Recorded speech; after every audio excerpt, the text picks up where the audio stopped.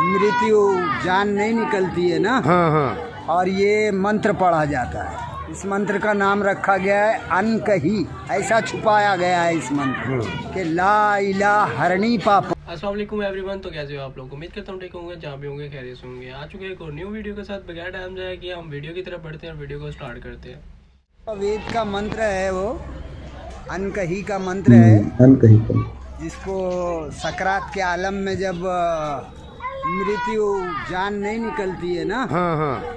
तो उस वक्त महाब्राह्मण को बुलाया जाता है और ये मंत्र पढ़ा जाता है। इस मंत्र का नाम रखा गया है अनकही।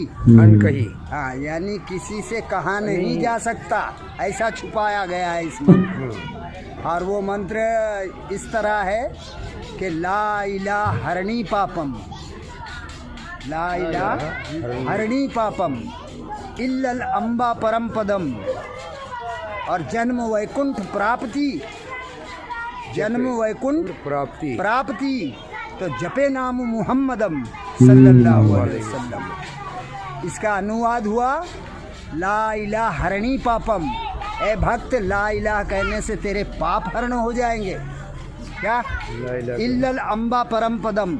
और अल्लाह को पैदा करने वाला मान लेने से तुझे परम पदवी मिल जाएगी। और जन्म वैकुंठ प्राप्ति, और हमेशा के लिए स्वर्ग प्राप्त करना चाहता है, जन्नत हासिल करना चाहता है, तो जपे नाम मुहम्मदम। तो मोहम्मद साहब के नाम वाला कलमा जप ले, वो है ला इलाहा इल्लल्लाह मुहम्मद रसूलुल्लाह सल्लल्लाहु अलैहि। कुरान मजीद पढ़ी और सब बात को तस्लीम करते। सिर्फ एक या दो बात कि कुरान शरीफ के अंदर मौत आती है, मुर्दे को वापस से जिंदगी दी जाएंगी आखिरत में, उनका जिक्र है।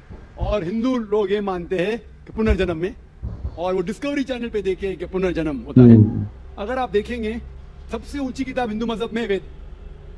अगर आप पढ़ेंगे पुनर की मानी क्या, पुनर संस्कृत में मतलब नेक्स्ट, अगेन, वापस से, और एक पुनर की मानी नेक्स्ट।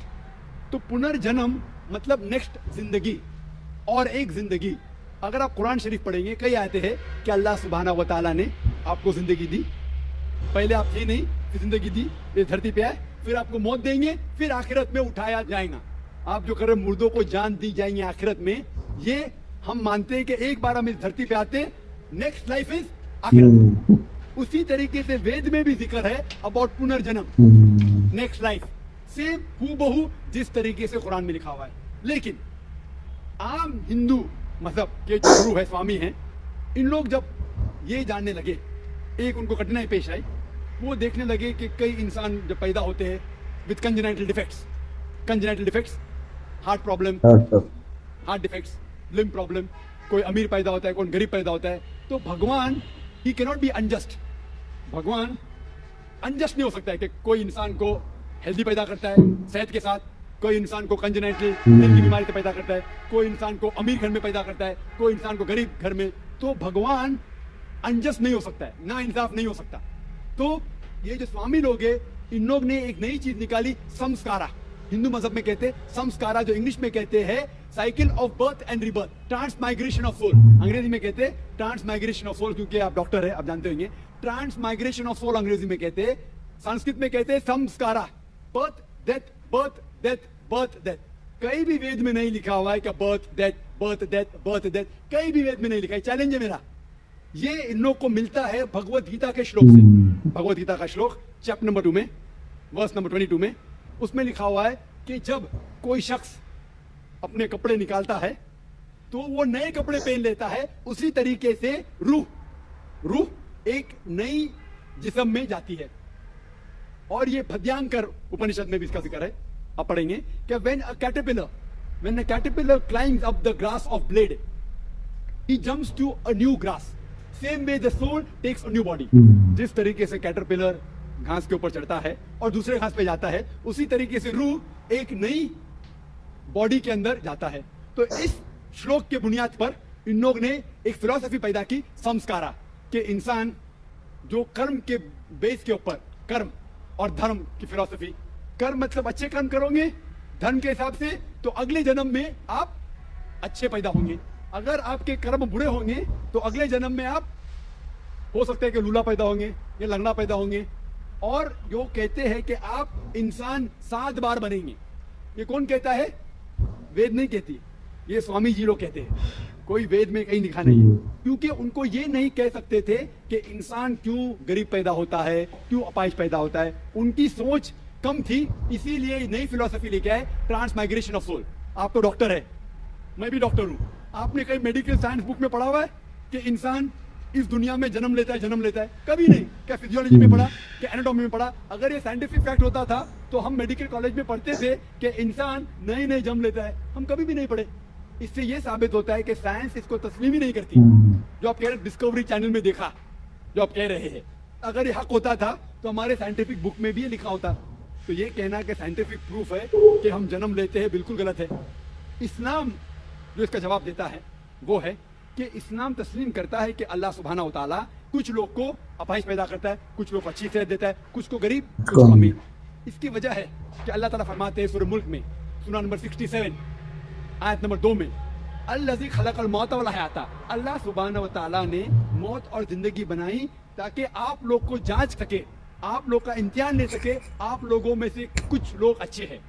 ये जांच पड़ताल करने के लिए ये जिंदगी हमारे लिए इम्तिहान है। और अल्लाह ताला फरमाते हैं सूरह अनफाल में, सूरा नंबर 8 आयत नंबर 28 में, कि आपके बच्चे और आपकी जायदाद आपके लिए फितना है।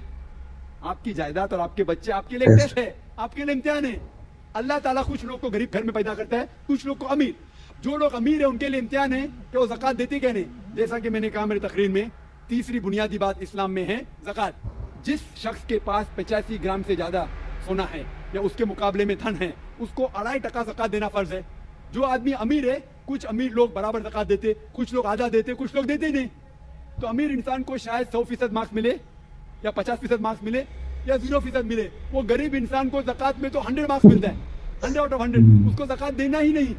हम कहते रहे बेचारा गरीब इंसान है, लेकिन असल में देखे जाओ तो उसको उस इम्तिहान में, गुर्बत के इम्तिहान में 100% मार्क्स मिले। आप समझ रहे? इसी तरीके से अल्लाह ताला कहते हैं कि आपके बच्चे आपके लिए इम्तिहान है। हो सकता है मिसाल के तौर पे एक अच्छे जोड़ी है, अच्छे मुसलमान है, 5 टाइम नमाज पढ़ रहे हैं, हज को गए हैं, रमजान में रोजा रखते हैं, ज़कात देते हैं। अल्लाह ताला उनका और बड़ा इम्तिहान लेना चाहता है। जितना बड़ा इम्तिहान उतना बड़ा इनाम। मिसाल के तौर पे अगर आप BA पास करते तो आपको सिर्फ ग्रेजुएशन मिलता है, अगर आप MBBS पास करते आपको डॉक्टर कहलाया जाता। डॉक्टर मतलब पॉइंट ऑफ नोटेड। इसी तरीके से अल्लाह सुब्हाना व तआला हो सकता है कि उस जोड़ी को इम्तिहान और सख्त देता है और ऐसा बच्चा पैदा करता है जो अपाहिज है। अल्लाह ये देखना चाहता है कि अपाहिज बच्चा पैदा करने के बावजूद वो अल्लाह के ऊपर ईमान रखता है क्या नहीं। अगर ईमान रखता है तो अल्लाह उसे जन्नत फिरदौस देना चाहता है। और कठिन इम्तिहान और बड़ा इनाम। हो सकता है कि वो इम्तिहान में फेल हो जाएगा। तो ये कुरान की आयत है, आपके बच्चे आपके लिए इम्तिहान है। कभी कोई भी अगर कलामिटी आती है, कोई भी आपको नुकसान होता है, इधर वो आपके लिए इम्तिहान है या आपके लिए सजा है। जब भी कोई भी आपको इनाम मिलता है, वो इधर आपके लिए इम्तिहान है या आपके लिए रिवॉर्ड है। तो इसी तरीके से क्योंकि हिंदू मजहब के जो स्वामी हैं वो इसको नहीं समझ सके, इसीलिए एक नई फिलॉसफी संस्कारा लेके आए जो बिल्कुल वेद में नहीं लिखी है। वेद बात करता है पुनर्जन्म। पुनर्जन्म मतलब नेक्स्ट लाइफ, जिसका जिक्र कुरान में भी है, आखिरत की जिंदगी। तो वेद और कुरान सेम जिंदगी क्या बात कर रहा है कि इस दुनिया में आप आते हैं, एक बार आते हैं, सही तरीके से जिएंगे तो एक बार काफी है, और ये दुनिया आखिरत के लिए इम्तिहान है। उम्मीद करता हूँ ये वीडियो आपको अच्छी लगी होगी। अगर वीडियो अच्छी लगी है तो चैनल को सब्सक्राइब कर लें, बेल आइकन को ऑल पे कर लें, क्योंकि हमारे आने वाली वीडियो सबसे पहले आप तक पहुँचे। तो मिलते हैं नेक्स्ट वीडियो में, तब तक के लिए अल्लाह हाफिज़। दुआओं में याद रखना और काफ़ी ज़्यादा दुआएं करना। Take care, bye bye.